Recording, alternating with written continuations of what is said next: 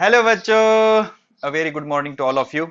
आज हम chemical equilibrium का लेक्चर नंबर 2 लेकर आ गए और आज का लेक्चर जो है, जो बच्चे नीट या आईआईटी या जेडबलई मेन की तैयारी कर रहे हैं उनके लिए बहुत ही इंपॉर्टेंट लेक्चर है, क्योंकि इस लेक्चर के एंड में हम कुछ बढ़िया बढ़िया से न्यूमेरिकल, कुछ एमसीक्यू जो प्रीवियस एग्जाम में आ चुके हैं वो मैं अच्छे से एक्सप्लेन करूंगा।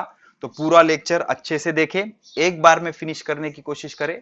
और जिन बच्चों का बेसिक क्लियर नहीं है वो बच्चे इस लेक्चर को तोड़कर भी देख सकते हैं। पहला आधा घंटा, फिर ब्रेक, फिर आधा घंटा, फिर ब्रेक। अच्छी से चीजें नोट करें। और लेक्चर रिकॉर्डेड है, इसलिए एक घंटे में बहुत सारी इंफॉर्मेशन आपके माइंड में फीड होगी। अब अपने अपने कैपेसिटी के अनुसार आप उसको फीड कर सकते हो। ठीक है, तो शुरू करते हैं हम बढ़िया सा लेक्चर। तो हमें एक्चुअली पढ़ना था आयोनिक इक्विलिब्रिया। क्या पढ़ना था बच्चों? Ionic equilibria.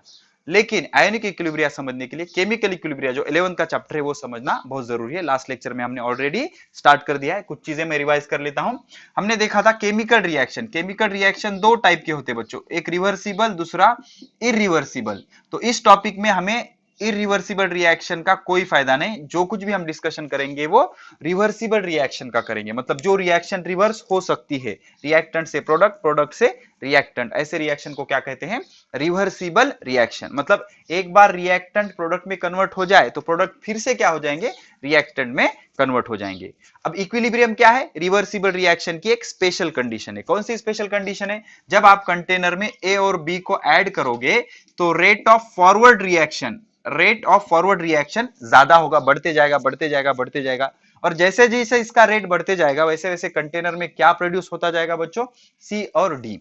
तो जैसे रिएक्शन प्रोसीड होगी, सी और डी जिसे हम प्रोडक्ट कहते हैं उसका कॉन्सेंट्रेशन बढ़ता जाएगा। अब जैसे जैसे इसका कॉन्सेंट्रेशन बढ़ता जाएगा ये भी एक्टिवेट हो जाएगा और ये एक दूसरे के साथ रिएक्ट होकर क्या देंगे? ए और बी। तो रिवर्स रिएक्शन भी एक्टिवेट हो जाएगी। अब धीरे धीरे धीरे क्या होगा? इसका रेट कम होता जाएगा, इसका रेट बढ़ता जाएगा। तो एक सिचुएशन ऐसी आ जाएगी कि दोनों का rate of forward reaction, rate of backward reaction ये इक्वल हो जाएगा और इसे हम कहते हैं equilibrium, state of equilibrium. Means the reversible reaction का ऐसा स्टेट जिसमें रेट ऑफ फॉरवर्ड रिएक्शन और रेट ऑफ बैकवर्ड रिएक्शन क्या होता है? इक्वल होता है। उसे हम क्या कहते हैं? इक्विलिब्रियम। क्या कहते हैं? इक्विलिब्रियम। आज हम इक्विलिब्रियम कांस्टेंट वगैरह अच्छे से प्रिपेयर सब डिराइव कर लेंगे। तो रेट ऑफ फॉरवर्ड रिएक्शन और रेट ऑफ बैकवर्ड रिएक्शन जब इक्वल होता है तो हम उसे क्या कहते हैं? इक्विलिब्रियम कहते हैं। क्या कहते हैं? इक्विलिब्रियम। तो आज हम क्या करेंगे? कुछ बढ़िया बढ़िया सी चीजें पढ़ेंगे बच्चों। तो उसमें सबसे पहले हम क्या करेंगे? एक चीज पढ़ेंगे जिसका नाम है एक्टिव मास। ठीक है ना? Active mass. तो एक्टिव मास किसे कहते हैं? देख लो, एक्टिव मास किसे कहते हैं? जब केमिकल रिएक्शन हो रही है A plus B reversible C plus D, तो हम क्या करेंगे? एक कंटेनर लेंगे, इस कंटेनर में ए को और बी को ऐड करेंगे। तो जैसे ही आपने ए और बी को ऐड किया, सारा ए सारे बी के साथ रिएक्ट नहीं होता, उसका कुछ पोर्शन ए का कुछ पोर्शन बी के कुछ पोर्शन से रिएक्ट होता है और धीरे धीरे उसका रेट बढ़ता जाता है। तो जितना पोर्शन रिएक्शन में एक्टिव है उसे कहते हैं एक्टिव मास। तो एक्टिव मास रिप्रेजेंट करने का ऐसा सिंबल है, active mass of A, active mass of B. अब जैसे जैसे रिएक्शन प्रोसीड होगी सी और डी बढ़ता जाएगा तो रिवर्सिबल रिएक्शन एक्टिवेट हो जाएगी, रिवर्स रिएक्शन एक्टिवेट हो जाएगी तो सी का भी कुछ पार्ट एक्टिवेट होगा। Active mass of C, active mass of D, ऐसे हम उसे लिखते हैं। अब एक्टिव मास कंसेप्ट समझाने के लिए एक सिंपल सा एक बेस्ट एग्जांपल मैं आपको देता हूं। क्रिकेट की टीम कितने प्लेयर की होती है बच्चों? 11 प्लेयर की। एट अ टाइम 11 प्लेयर जाकर बैटिंग नहीं करते, दो जनों जाकर बैटिंग करते हैं। ठीक है ना? अब आप कहोगे सर फील्डिंग टीम तो 11 की होती है। सिर्फ एग्जांपल बता रहा हूं मैं। दो जनों जाकर वहां पर बैटिंग करते हैं तो उसका एक्टिव मास कितना होगा? 2 प्लेयर। वैसे ही 2 हो सकता है, 3 हो सकता है, इस केस में क्रिकेट में नहीं होता। ठीक है ना? तो जितना भी उसका पार्ट रिएक्शन में एक्टिव है उसे क्या कहते हैं? Active mass. ये सारी चीजें पहले इसलिए बता रहा हूं मैं, जब मैं स्टूडेंट था तो ये सारी चीजों से मुझे डर लगता था और इन चीजों से डरने की वजह से मैं उस पॉइंट की तरफ देखता ही नहीं था। मैं सोचता था अपनी लाइक ही नहीं, अपने को आएगा ही नहीं। ठीक है? लेकिन ये झंडू झंडू पॉइंट होते थे, आपको आराम से सारी चीजें समझ आ जाएगी। तो concentration of A, concentration of B, concentration of C, concentration of D, ऐसे भी पढ़ते हैं इसको। और इसको क्या कहते हैं? Active mass. तो अब एक्टिव मास रिप्रेजेंट करने के कुछ तरीके होते हैं बच्चों। ठीक है ना? जैसे कि पहला तरीका number of mole per unit volume. अब नंबर ऑफ मोल मैं ऐसा कंसीडर करता हूं कि आपको पता होगा, वॉल्यूम आपको पता है, number of mole per unit volume. या नहीं पता तो फील द फिजिक्स वाले हमारे प्लेलिस्ट पे आप चले जाइए और वहां जाकर या तो मैंने नंबर ऑफ मोल कंसेप्ट पर लेक्चर डाल दिया है या मैं डाल दूंगा। ठीक है ना? तो आपको वहां पर लेक्चर मिल जाएगा नंबर ऑफ मोल समझने के लिए। Number of mole per unit volume, या फिर इसको हम कैसे रिप्रेजेंट करते हैं, इसे हम मोलैरिटी कहते हैं बच्चों, कैपिटल एम से रिप्रेजेंट करते हैं। इसे हम कॉन्सेंट्रेशन भी कहते हैं, या इसे हम मोलैरिटी भी कहते हैं, मोलैरिटी भी कहते हैं, ठीक है ना। तो इस तरह से एक्टिव मास रिप्रेजेंट किया जा सकता है। तो इसका यूनिट क्या हो जाएगा बच्चों, नंबर ऑफ मोल का यूनिट होता है मोल, और वॉल्यूम का में मेजर करते हैं लीटर, तो इसका यूनिट क्या होगा, मोल पर लीटर। तो एक्टिव मास का यूनिट क्या होगा, मोल पर लीटर। अब इसमें एक स्पेशल केस होती है बच्चों, फॉर गैसेस रिएक्टेंट और product, gases reactant or product active mass is also represented by partial pressure, partial pressure।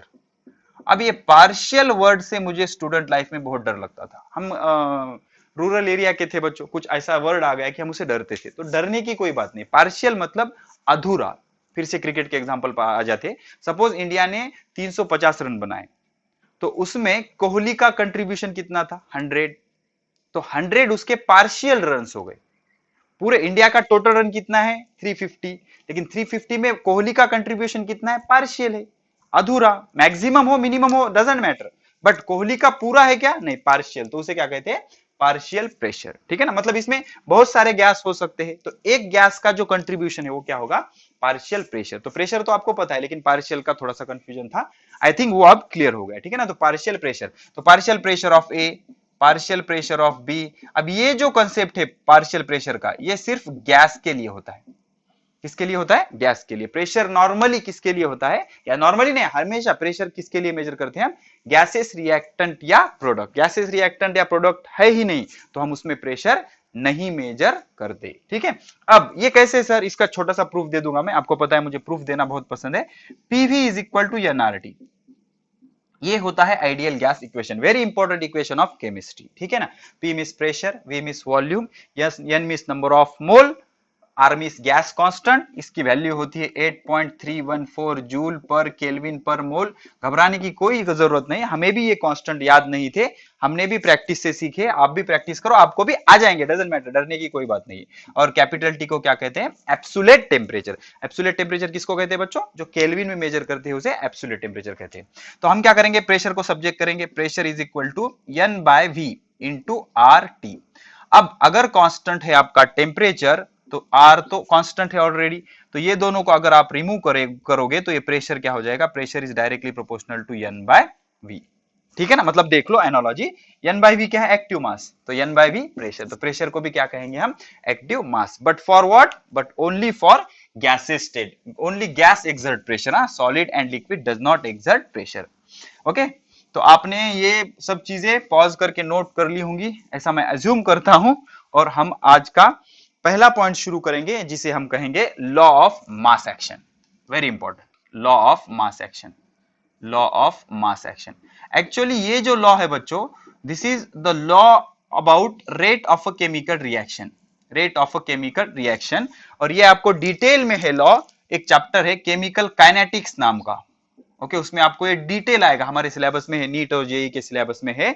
ये जो लॉ है बच्चों, दो साइंटिस्ट ने दिया था, Guldberg and Waage, Guldberg and Waage, okay okay, Guldberg and Waage, Waage नाम के दो साइंटिस्ट, अब स्पेलिंग पे मत जाओ प्लीज।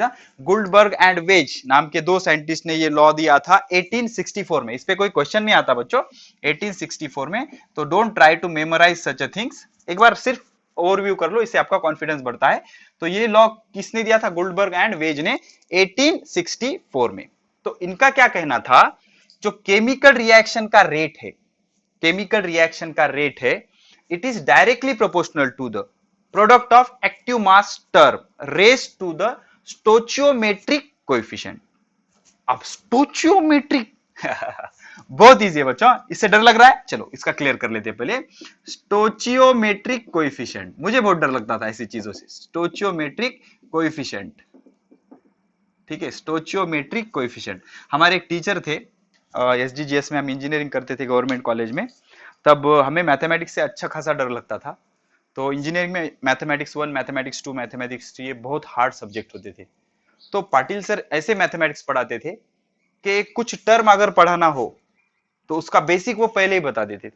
वो 8 स्टैंडर्ड से शुरू कर देते, 8 की बातें बताते थे, 9th की, 10th की, तो वो इतना चिल्लर हो जाता था कि हमें इतना आसान लगता था वो, ठीक है ना। तो मैं भी हम मेरे टीचिंग में वैसे ही करता हूं। तो पहले हम जो चीजें आगे आपको हार्ड लगने वाली ऑलरेडी हम उसको झंडू बना देंगे, ठीक है ना, उसको इजी बना देंगे, फिर उसके बाद कंटिन्यू करेंगे। स्टोचियोमेट्रिक कोएफिशिएंट, अब नाम से क्या लग रहा है, अरे बाप रे क्या होगा, कुछ भी नहीं है बच्चों। एक केमिकल रिएक्शन ले लेते हैं हम, सपोज ऐसी है 3A plus 2B that gives 3C plus 4D। तो ये जो है ना बच्चों, इसे कहते हैं स्टोचियोमेट्रिक कोएफिशिएंट। Finish, simple. ये जो रिएक्टेंट के साथ जो कांस्टेंट नंबर है, ठीक है ना, it may be fractional anything, okay, तो इसे हम क्या कहते हैं, स्टोचियोमेट्रिक कोएफिशिएंट, ठीक है ना। ये जो 3 स्टोचियोमेट्रिक कोएफिशिएंट, 2 स्टोचियोमेट्रिक कोएफिशिएंट, 3 4, ये सब क्या है, स्टोचियोमेट्रिक कोएफिशिएंट या स्टोचियोमेट्रिक कांस्टेंट। तो घबराने की कोई बात नहीं है, ठीक है ना। तो हम पहले इसका स्टेटमेंट लिखते हैं, बाद में इसको एक्सप्लेन करेंगे। तो लॉ ऑफ मास एक्शन क्या कहता है, the rate of chemical reaction, ठीक है, क्या कहता है देखो, लिख लो, कॉपी और पेन निकाल लो। Rate of chemical reaction, rate of chemical reaction is directly proportional to product of active mass term of reactant raised to the power equal to stoichiometric coefficient, ठीक है, इसे कहते हैं लॉ ऑफ एक्टिव मास। पहले pause करके आप इसे अच्छे से नोट कर लो।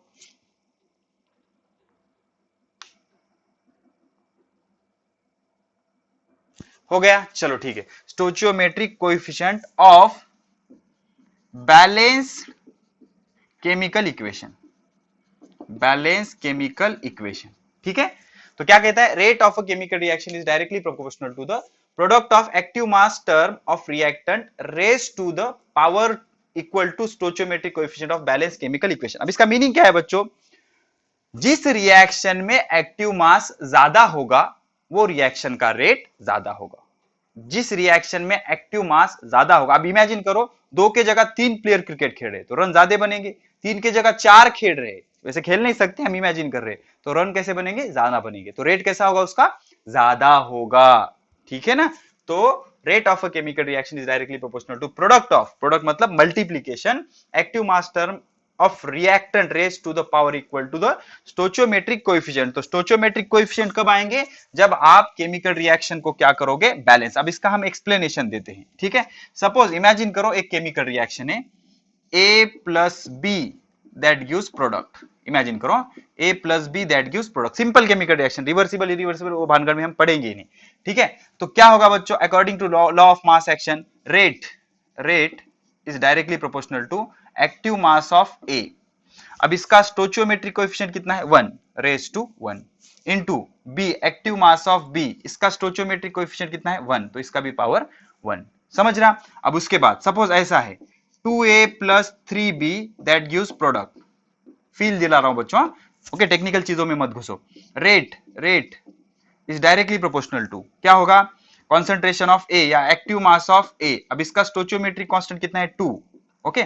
अब B का कॉन्सेंट्रेशन कितना है, कॉन्सेंट्रेशन ऑफ B, इसका स्टोचियोमेट्रिक कांस्टेंट कितना है, 3, ठीक है। इस तरह से कुछ भी हो सकता है, ओके। अब इसकी नेक्स्ट स्टेप क्या होती है, रेट इज इक्वल टू, हम एक कांस्टेंट ले लेते हैं, इस कांस्टेंट को हम क्या कहते हैं, वेलोसिटी कांस्टेंट, क्या कहते हैं, वेलोसिटी कांस्टेंट या रेट कांस्टेंट भी कहते हैं, वेलोसिटी कांस्टेंट या रेट कांस्टेंट। तो इस तरह से होता है हमारा लॉ ऑफ मास एक्शन, क्या होता है, लॉ ऑफ मास एक्शन। तो अब हम क्या करेंगे, इक्विलिब्रियम कांस्टेंट बनाएंगे। इक्विलिब्रियम कांस्टेंट क्या होता है देखेंगे, ठीक है, इक्विलिब्रियम कांस्टेंट। तो पहले मैं क्या करता हूं, आपको इसका फील दिलाता हूं, फिर इसका हम ऑफिशियल डेरिवेशन देखेंगे। इक्विलिब्रियम कांस्टेंट क्या होता है ये हम देखेंगे, ठीक है। एक बार कैमरा चेक कर लेता हूं, इक्विलिब्रियम कांस्टेंट, कोई बात नहीं, ठीक है। तो इक्विलिब्रियम कांस्टेंट क्या होता है बच्चों, देख लो, ब्लू कलर की पेन यूज कर रहे हैं हम, visibility okay, perfect, no problem. Equilibrium constant, imagine करो, अब इक्विलिब्रियम कांस्टेंट है मतलब ये रिवर्सिबल रिएक्शन का कुछ कंसेप्ट होगा। इमेजिन करो एक रिएक्शन है A plus B, reversible reversible, C plus D simple reaction और रिवर्सिबल है, ठीक है। तो अब क्या होगा बच्चों, जो रेट ऑफ फॉरवर्ड रिएक्शन है, ठीक है ना, अच्छे से देखो प्लीज, हाँ, rate of forward reaction is directly proportional to active mass of A into active mass of B. अब इसका जो स्टोचियोमेट्रिक कोएफिशिएंट है या कांस्टेंट है 1 है, इसका 1 है, तो पावर 1 लिखने की जरूरत नहीं। अब next step, R F is equal to क्या हो जाएगा, K F into active mass of A into active mass of B, equation number first. अब ये KF क्या है, वेलोसिटी कांस्टेंट या rate constant of a forward reaction, rate constant of a forward reaction, velocity constant या rate constant of a forward reaction, okay, rate constant of a forward reaction, ठीक है। अब ये था फॉर फॉरवर्ड रिएक्शन, किसके लिए, forward reaction के लिए, ठीक है ना। फॉरवर्ड रिएक्शन हमारी कुछ इस तरह से हो रही है, A plus B that gives C plus D. अब कुछ देर के बाद ये भी एक्टिव हो जाएगा, तो रिएक्शन रिवर्स भी होगी, तो फॉर रिवर्स रिएक्शन, ठीक है ना, रिवर्स रिएक्शन के लिए हम कुछ इस तरह से लिख सकते हैं, रेट ऑफ बैकवर्ड रिएक्शन। अब बैकवर्ड रिएक्शन के लिए मुझे बताओ बच्चों, रिएक्टेंट कौन है, सी और डी, इस तरह से सी और डी, तो active mass of C, active mass of D, okay, इसका और इसका स्टोचियोमेट्रिक कांस्टेंट कितना है, 1 raise to the power 1। General भी इक्वेशन बनाएंगे बच्चों, तो rate of backward reaction is equal to K B into concentration of C into concentration of D. कोई रॉकेट साइंस नहीं, एफ मतलब फॉरवर्ड, बी मतलब backward, rate of forward reaction, rate of backward reaction, rate constant of forward reaction, rate constant of backward reaction. यहां पर हम लिख देंगे K F comma K B is equal to rate constant for forward and backward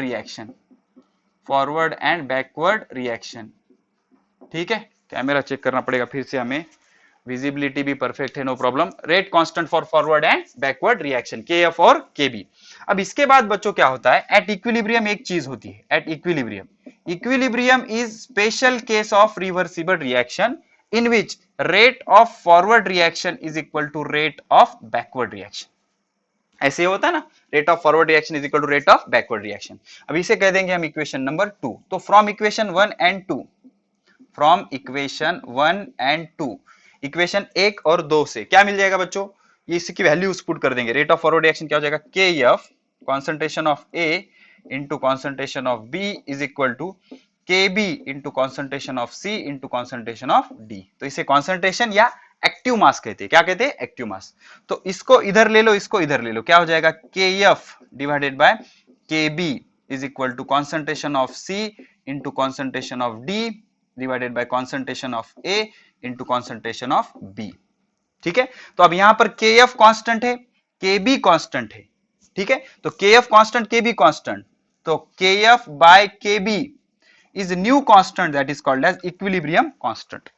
In some books it is denoted by K and in some books it is denoted by KE. तो हम K से represent करेंगे, ठीक है ना। तो K मतलब क्या, इक्विलिब्रियम कांस्टेंट। कौन सा कांस्टेंट, इक्विलिब्रियम कांस्टेंट। तो इसके जगह एक न्यू कांस्टेंट रखेंगे हम, तो क्या आ जाएगा, K is equal to concentration of C into concentration of D divided by concentration of A into concentration of B। फटाफट पॉज करके इसे नोट कर लीजिए, फिर इसको हम जनरलाइज करेंगे। हो गया, चलो ठीक है। तो होगा क्या बच्चों, अब हमेशा से आपके रिएक्शन में एक ही स्टोचियोमेट्रिक कोएफिशिएंट होगा, ऐसा कुछ फिक्स है क्या, नहीं। तो स्टोचियोमेट्रिक कोएफिशिएंट जनरल भी हो सकते हैं, तो हम एक जनरल रिएक्शन लेंगे, ठीक है ना। तो अब मैं क्या करता हूं, यहाँ पर डेरिवेशन, ये ऑफिशियल डेरिवेशन है, यहाँ एग्जाम में 3 मार्क के लिए आ सकता है, थ्योरी एग्जाम में, एनसीईआरटी के या बोर्ड के, ठीक है ना। तो general equation, derivation for equilibrium constant. तो हम इमेजिन कर लेते हैं कि M1 मॉलिक्यूल है A के प्लस M2 मोल है हमारा B, और ये जो है रिएक्शन होने पर N1 मोल मिला C का और N2 मोल मिला D का। तो आप समझ सकते हो M1, M2, N1, N2 ये सब क्या है, स्टोचियोमेट्रिक कोएफिशिएंट। तो यहां पर फॉर फॉरवर्ड रिएक्शन अब जल्दी जल्दी कर लूंगा मैं, बहुत सिंपल है।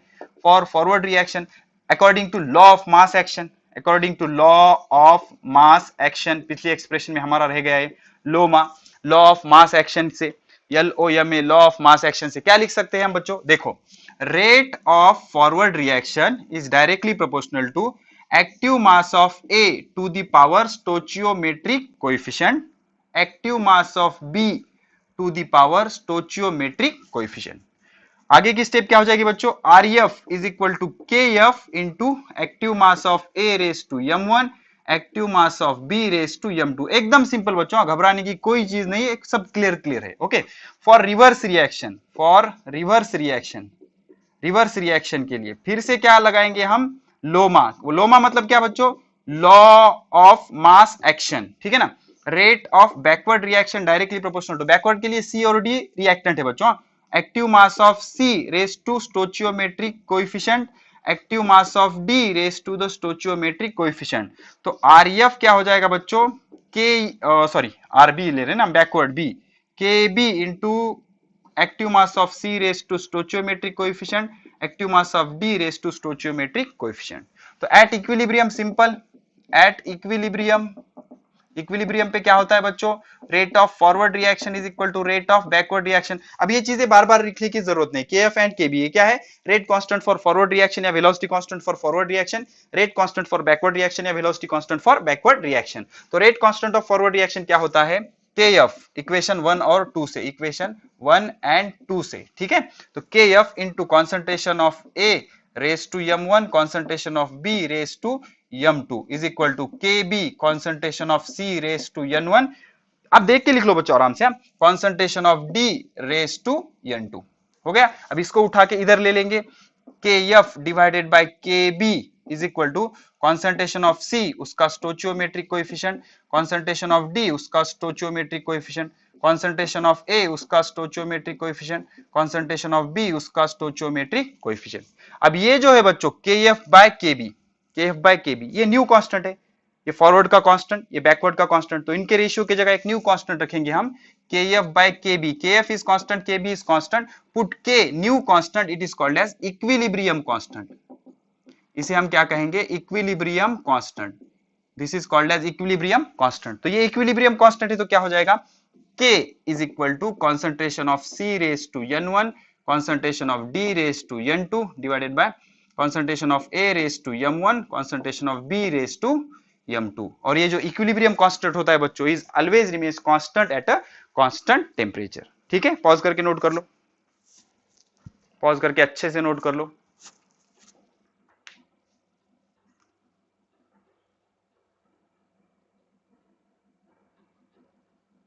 हो गया, चलो ठीक है।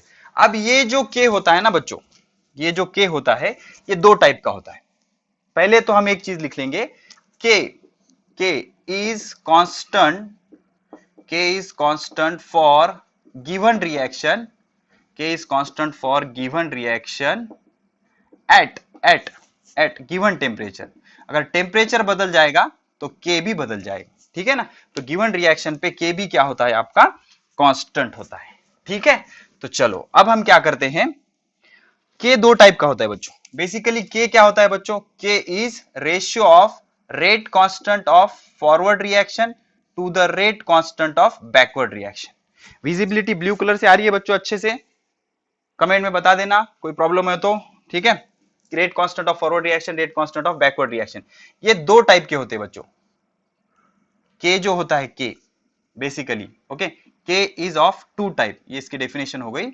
K is of two type, एक होता है KC और दूसरा होता है KP, ठीक है ना। जो KC होता है बच्चों, KC वो होता है एक्टिव मास जब आपका लिक्विड या गैस होता है, लिक्विड या गैस होता है, उसे हम कॉन्सेंट्रेशन टर्म से डिनोट करते हैं एक्टिव मास को, और इसे हम डिनोट करेंगे मोल पर लीटर। मोल पर लीटर, लीटर का सिंबल होता है कैपिटल L। और Kp पार्शियल प्रेशर के लिए होता है, पार्शियल प्रेशर। तो प्रेशर के वजह से हम इसे क्या कहते हैं, P। और C मतलब क्या होता है बच्चों, कॉन्सेंट्रेशन। एक्टिव मास की एक टर्म कॉन्सेंट्रेशन भी था ना, आपको याद आ रहा है, शुरू में ही मैंने एक्सप्लेन कर लिया था, इसीलिए बताया था। कॉन्सेंट्रेशन मोल पर लीटर, कॉन्सेंट्रेशन मोलैरिटी, इसलिए Kc for concentration, Kp for partial pressure. तो ये जो होता है बच्चों, ये हम लिक्विड या गैस के लिए यूज कर सकते हैं, लेकिन ये हमेशा गैस के लिए होना है, लिक्विड सॉलिड के लिए नहीं होता, हमेशा गैस के लिए होता है। ये अप्लाई करने के लिए एटलीस्ट वन रिएक्टेंट और product must be gas, must be gas, ठीक है ना। तो अब हम क्या करते हैं, और उसका हमने डेरिवेशन भी देखा था, क्या होता है, PV is equal to N R T, कुछ याद आ रहा है, रिवाइज कर लेंगे, ये इसको सब्जेक्ट कर लेंगे, P is equal to N by V into R T, अगर आर और टी कांस्टेंट होगा तो P directly proportional to N by V, तो एन बाय वी का मतलब ही क्या होता है, एन बाय वी का मतलब ही क्या होता है, KC number of mole, N by V, N by V का मतलब ही क्या होता है, प्रेशर, क्या होता है, प्रेशर, एन बाय वी का मतलब ही क्या होता है, प्रेशर, ठीक है। तो इमेजिन करो एक रिएक्शन है, m1a plus m2b reversible n1a plus sorry n1c plus n2d, m1 m2 n1 n2 ये क्या है, स्टोचियोमेट्रिक कांस्टेंट। तो इसका kc क्या होगा बच्चों, kc विल बी अभी हमने डेरिवेशन देखा था, concentration of c raised to n1 concentration of d raised to n2 divided by concentration of a raised to m1 concentration of b raised to m2। अच्छे से देख लो, कॉन्सेंट्रेशन या active mass term है product के, divided by active mass term है reactant के। अब इसके हम स्पेशल केस देख के एकदम सिंप्लीफाई कर देंगे बच्चों। या अगर इमेजिन करो ये सभी गैस होते तो क्या होता बच्चों, केपी इसका होता pressure of, partial pressure of C, partial आप समझ में आ रहा है, टोटल प्रेशर का कंट्रीब्यूशन सी का कितना होगा, partial, partial pressure of C raise to n1 partial pressure of D raise to n2, समझ गया। उसके स्टोचियोमेट्रिक कांस्टेंट, सिर्फ एक्टिव मास के जगह क्या लिखना है, प्रेशर, और एक्टिव मास को ही हम प्रेशर भी कह सकते हैं, ठीक है। और डिवाइडेड बाय ये हो गया प्रोडक्ट का, अब इसमें डालेंगे हम reactant, active partial pressure of A raise to m1 partial pressure of B raise to partial pressure of B raise to m2, ठीक है। पॉज करके अच्छे से नोट कर लो बच्चों इसे, ठीक है, हो गया, चलो ठीक है। अभी एक चीज याद रखो बच्चों, केसी में जो कॉन्सेंट्रेशन का यूनिट होता है वो होता है मोल पर लीटर, बहुत इंपॉर्टेंट है, मोल पर लीटर कॉन्सेंट्रेशन का। और प्रेशर कै में मेजर करते बच्चों, एटमॉस्फेयर, प्रेशर कै में मेजर करते हैं, एटमॉस्फेयर, याद आया कुछ, प्रेशर एटमॉस्फेयर में मेजर करते हैं। अच्छे से इसे पॉज करके आप नोट कर लीजिए, इसके बाद हम कुछ न्यूमेरिकल देखेंगे। हो गया, अच्छे से नोट कर लो, इंक पिला देते हैं पेन को थोड़े से हमारे। ओके, विजिबिलिटी आई थिंक थोड़ी सी वीक है, इसलिए फटाफट जल्दी से कर लेते हैं, अच्छे से नोट कर लो। तो अभी तक आपको क्या क्या समझा बच्चों, इक्विलिब्रियम हम देख रहे हैं, और इक्विलिब्रियम का जो इक्विलिब्रियम कांस्टेंट का डेरिवेशन हम बना रहे हैं, उस डेरिवेशन में रेट ऑफ फॉरवर्ड और रेट ऑफ बैकवर्ड, ये दोनों का रेट कैसा होना जरूरी है, सेम, और दोनों का रेट सेम हो गया तो हम एक कांस्टेंट बना सकते हैं, उसे हम क्या कहते हैं, इक्विलिब्रियम कांस्टेंट, ठीक है। तो अब हम कुछ स्टैंडर्ड रिएक्शन लेंगे जिनसे आपको केसी और केपी का टर्म अच्छे से क्लियर होगा, और मैं कुछ नोट दूंगा, वो नोट आप लिखते जाइए, उससे आपको सारी चीजें अच्छे से समझ आएंगी। ओके, तो क्वेश्चन कुछ इस तरह से है। ओके, राइट, लिखो right KC and KP for following reaction and also gives unit, और आपको क्या करना है, यूनिट भी देना है, विजिबिलिटी परफेक्ट। चलो पहली रिएक्शन नंबर 1, क्वेश्चन लिखे इसमें बच्चों मैंने, CaCO3 solid reversible CaO solid calcium oxide solid plus CO2 gas. तो आपको ये रिएक्शन केमिस्ट्री सेकंड हो जाने के बाद खुद से आ जाएंगे, कैल्शियम कार्बोनेट 10th की रिएक्शन है बच्चों, calcium carbonate calcium oxide CO2 gas. तो पहले हम क्या करेंगे, इसका Kc का एक्सप्रेशन लिखेंगे, Kc इज इक्वल टू, आप क्या करोगे, active mass of calcium oxide, active mass of carbon dioxide, product, इसके स्टोचियोमेट्रिक कांस्टेंट कितने, 1 रेस टू द पावर 1, और active mass of CaCO3 raise to the power 1। अगर आप ऐसा करोगे बच्चों तो ये रॉन्ग हो जाएगा। अभी तक कितना पढ़ाया ना सर, ऐसे ही पढ़ाया। तो बच्चों ये जो सॉलिड होता है, सॉलिड, तो सॉलिड के लिए एक्टिव मास 1 कंसीडर करते हैं, ठीक है। इसका एक्चुअली क्या आ जाएगा, CO2 टू द पावर 1। तो क्यों कंसीडर करते हैं, एक चीज याद रखो बच्चों, अब यहां पर सॉलिड और गैस है, तो सॉलिड का जो कॉन्सेंट्रेशन होगा वो बहुत ज्यादा होगा, सॉलिड के मॉलिक्यूल बहुत ज्यादा होते हैं। अब आप इमेजिन करो, इतना सॉलिड है, इतना गैस है, तो इतने सॉलिड और इतने गैस में number of solid molecules are very very high बच्चों कंपैरिजन टू दिस गैस। तो ऑलमोस्ट इसको क्या लेते हैं, कांस्टेंट। और इसका जो कॉन्सेंट्रेशन होता है फॉर, नोट लिखो कमान, चलो नोट लिखो, नोट लिखते चलो। फॉर सॉलिड रिएक्टेंट और product active mass of solid is always taken as 1। Note लिखो और अच्छे से ऑब्जर्व करो। Active mass of solid is always 1, तो सॉलिड छोड़ देने का, सीधा सीधा ये सॉलिड हमने छोड़ दिया, ठीक है। अब हम लिखते हैं के पी। तो P तो ऑफिशियली सिर्फ गैस के लिए होता है बच्चों, सॉलिड के लिए भी नहीं होता, लिक्विड के लिए भी नहीं होता। तो यहां पर गैस कौन है, सिर्फ ये, बाकी सब छोड़ दो। और सपोज गैस होता ही नहीं तो Kp हम डिफाइन नहीं कर सकते, गैस होता ही नहीं तो हम Kp डिफाइन नहीं कर सकते। तो इसका Kp क्या आ जाएगा, partial pressure of CO2, finish. इसका स्टोइचियोमेट्रिक कांस्टेंट कितना है, 1, तो 1 आएगा। अब क्वेश्चन आता है इसका यूनिट क्या होगा। तो इसका यूनिट क्या होता है बच्चों, कॉन्सेंट्रेशन यूनिट क्या होता है, मोल per litre to the power 1। इसका क्या होगा, एटमॉस्फेयर टू द पावर 1, ठीक है। चलो नोट करो, पॉज करके नोट करो, चलो हो गया, ठीक है। अभी सेकंड नोट लिख लिया, तो पहले से क्या समझा, हमें सॉलिड कंसीडर ही नहीं करना है, सॉलिड को छोड़ देना है। सेकंड रिएक्शन कुछ इस तरह से बच्चों, N2O4 गैस रिवर्सिबल, अब सारी चीजें क्लियर होगी, 2NO2 गैस, ठीक है। चलो इसके लिए लिखते हैं Kc और Kp।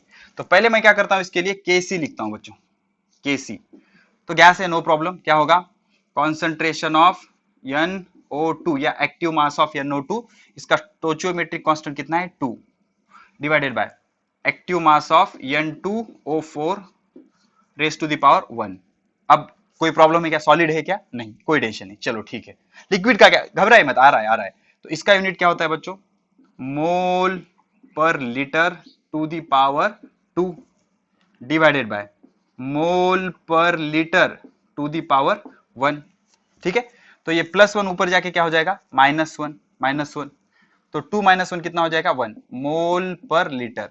यहां से शॉर्टकट याद रख लो, Kc का जब आप यूनिट लिख रहे हो तो मोल पर लीटर का active mass term in product minus active mass term in reactant, active mass term in product, active mass term in reactant, okay.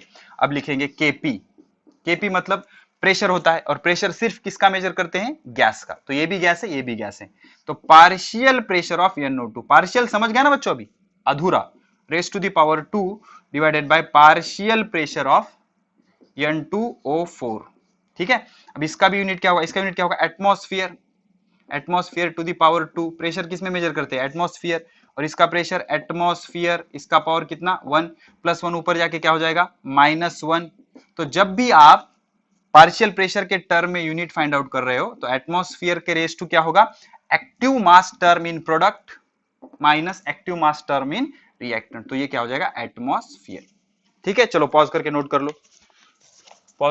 कर लो, चलो फिनिश हो गया। चलो ये हो गया क्वेश्चन नंबर 2। अभी हम जाते हैं क्वेश्चन नंबर 3 पे, थर्ड वाले क्वेश्चन पे। थर्ड क्वेश्चन, इसको हेडिंग दे देते फिजिकल इक्विलिब्रियम बच्चों, क्या कह देते हैं इसे, फिजिकल इक्विलिब्रियम। अब फिजिकल इक्विलिब्रियम क्या होता है बच्चों, जब दो फिजिकल स्टेट के बीच में इक्विलिब्रियम होता है उसे हम फिजिकल इक्विलिब्रियम कहते हैं, ओके। इक्विलिब्रियम बिटवीन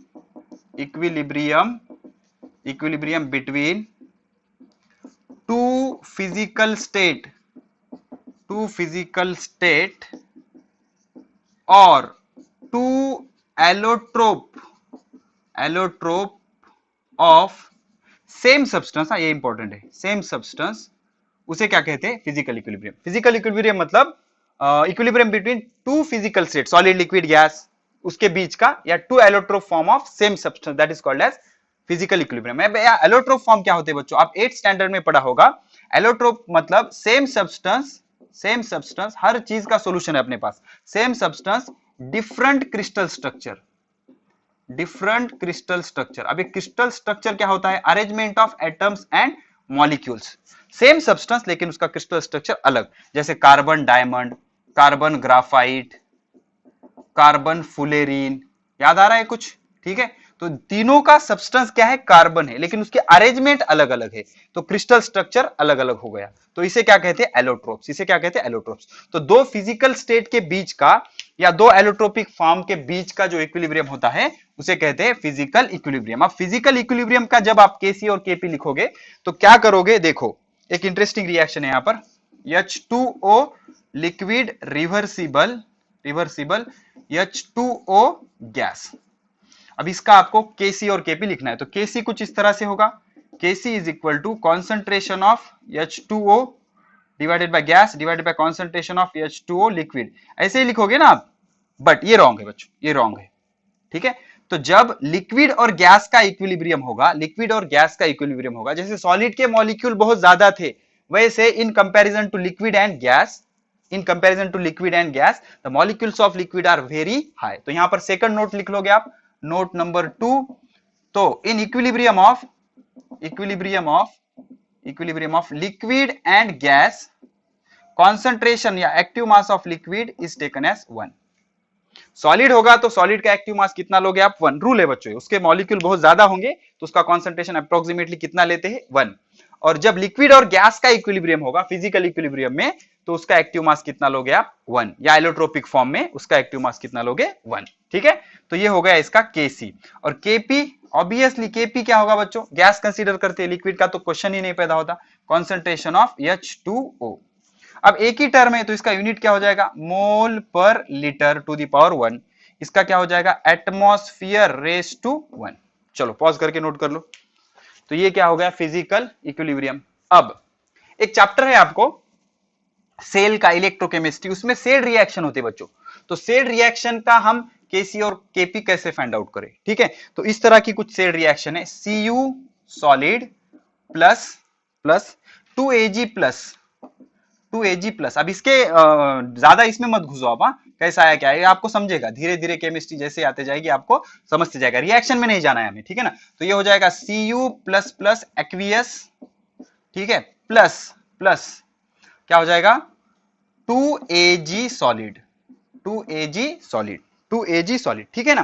तो ये एक्वियस क्या होता है बच्चों, एक्वियस नहीं पता, चलो टेंशन नहीं लेने का। एक्वियस मतलब in presence of water, aqueous मतलब in presence of water, sufficient amount of water, उसे क्या कहते हैं, एक्वियस। पानी होता है उसमें, बहुत सारा पानी होता है।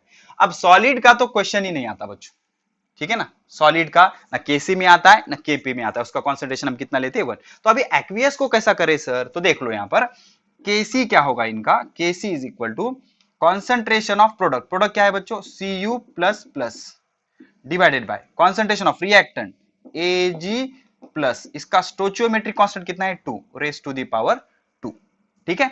अब Kp नॉट डिफाइन, क्यों नॉट डिफाइन, कोई भी गैस टर्म नहीं है, ओके। Kp के लिए एटलीस्ट 1 रिएक्टेंट और प्रोडक्ट शुड बी गैस, अगर नहीं होगा तो नॉट डिफाइंड। अब इसका यूनिट क्या होगा बच्चों, इसका मोल per litre divided by mole per litre raise to 2, इसका रेज टू 1। अब ये +2 ऊपर जाके क्या हो जाएगा, -2, तो 1 - 2 -1, तो मोल पर लीटर रेज टू -1। चलो नोट कर लो जल्दी से, हो गया, चलो ठीक है। अभी इसमें और एक लास्ट रिएक्शन बचती है, अगर आपका सॉल्वेंट में रिएक्शन हो रहा है, सॉल्वेंट में, जैसे कि बच्चों देख लो 5th नंबर CH3-COOH, इसका नाम होता है एसिटिक एसिड, ये है एक्वियस। तो आप इसमें वाटर डालोगे, वाटर H2O, ये सॉल्वेंट है, H2O लिक्विड है समझो, H2O क्या है, लिक्विड, ओके, सॉल्वेंट है ये। तो रिवर्सिबल क्या होगा, इसका आयोनाइजेशन हो जाएगा, CH3-COO माइनस, ये होगा एक्वियस, और बनेगा H3O plus, acid base salt, इसमें आपको ये पता चलेगा बच्चों। रिएक्शन का आप इसमें टेंशन ही मत लो, ठीक है ना। तो इसका आप क्या करोगे, केसी कुछ इस तरह से लिखोगे, KC is equal to active mass of product CH3-COO minus concentration of H3O plus divided by active mass of reactant CH3, दो सबके स्टोचियोमेट्रिक कांस्टेंट कितने हैं बच्चों, 1 है, और ये स्क्वायर ब्रैकेट में ही लिखोगे आप, कॉन्सेंट्रेशन ऑफ H2O लिक्विड। लेकिन ये लिक्विड का कॉन्सेंट्रेशन कितना हो जाएगा, यूनिटी। फिर से नोट बनाओ, liquid in comparison with aqueous solution is, इसका कॉन्सेंट्रेशन कितना होता है, 1। ये ज्यादा होता है ना बच्चों, एक्वियस मीडियम में बहुत सारा पानी होता है, पानी बहुत सारा होता है, ज्यादा होता है, उसका कॉन्सेंट्रेशन हम कितना ले लेंगे, 1 ले लेंगे। कितना ले लेंगे, 1, इसलिए इसका कॉन्सेंट्रेशन कितना होता है, 1। तो इसे हम नहीं लिखते। तो अब केपी क्या है बच्चों, KP not defined, Kp not defined, कोई भी गैस रिएक्टेंट या प्रोडक्ट नहीं है ना, इसलिए Kp नॉट डिफाइंड। अब हम क्या करेंगे, यूनिट लिखेंगे। यूनिट अब शॉर्टकट बताता हूं, unit mole per litre, mole per litre. Active mass term in product कितने हैं, यहाँ का 1, यहाँ का 1, 2। Active mass term in product 1 1 1 1 plus 1 2। Active mass term in reactant, इसको कंसीडर करते हैं क्या, नहीं इसको कंसीडर करें, कितने हैं 1, 2 माइनस 1, 2 माइनस 1, 2 माइनस 1 कितना होता है 1, मतलब इसका यूनिट क्या होगा, मोल पर लीटर, मोल पर लीटर। ठीक है, चलो पॉज करके नोट कर लो इसे अच्छे से, पॉज करके नोट कर लो। चलो ठीक है, तो लेक्चर बहुत लेंदी हो जा रहा है बच्चों, हम यहां पर इस लेक्चर को स्टॉप करेंगे। इसके बाद अगला ही लेक्चर हम जल्दी शूट करेंगे और उसमें हम जेई नीट के 101% एमसीक्यू क्लियर करेंगे। और इसके बाद का जो लेक्चर आ रहा है उसमें हम देखेंगे relation between KC and KP, relation between KC and KP, ये दोनों का रिलेशन डिराइव करेंगे और बढ़िया बढ़िया से न्यूमेरिकल और जेई के क्वेश्चन भी करेंगे। ओके, तो पढ़ाई करते रहे, ऑल द वेरी बेस्ट।